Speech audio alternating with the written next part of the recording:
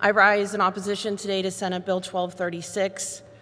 As Clean Water Action indicated in their opposition letter, the Pennsylvania Clean Streams Law is one of the foundational environmental laws that protects the waterways of our Commonwealth, which supply us with drinking water for millions of Pennsylvanians and outdoor recreation economy.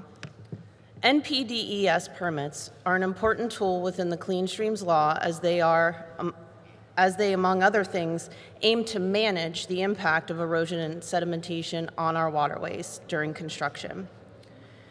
To potentially eliminate these critical protections for a segment of construction sites is reckless. The federal government's environmental protections are eroded and stripped away almost daily for the last year and a half.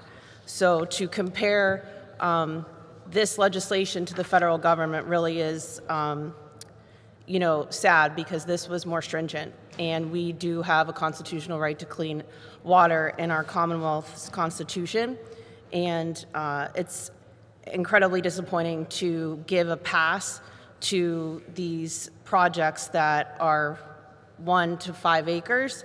And I want to give some insight as I was thinking about this bill on Monday, since it was introduced without a memo, and I had to kind of read thoroughly to see what the language said, in addition to the fact that there are 3 or 4 other bills similar to it that actually mention affordable housing and other things in the memo, the House bills and an additional Senate bill.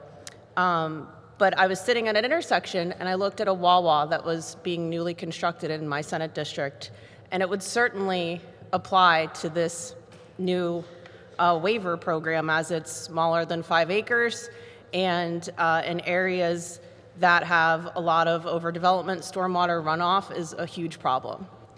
And in areas that are rural, it's also has its own challenges. And so stormwater management really isn't an acre by acre thing. To give a waiver to one project and lose the ability to have oversight during that construction project really does impact the neighboring and adjacent properties, and not during just construction, but also after it's constructed and if it was properly built to manage stormwater. And so as proposals for new industrial operations here in our Commonwealth are coming in at warp speed, like power generation and transmission infrastructure, this waiver conveniently fits the size of what I would say is a substation for maybe a hyperscale data center or any of these new wave industrial complexes to serve the future of AI,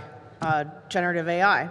And so we can talk about affordable housing, but reality is this doesn't just apply to residential development, it applies to all development.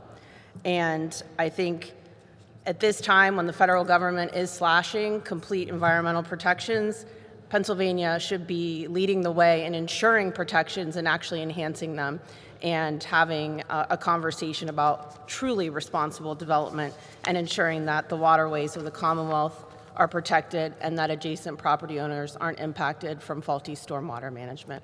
So I urge a no vote. Thank you, Mr. President.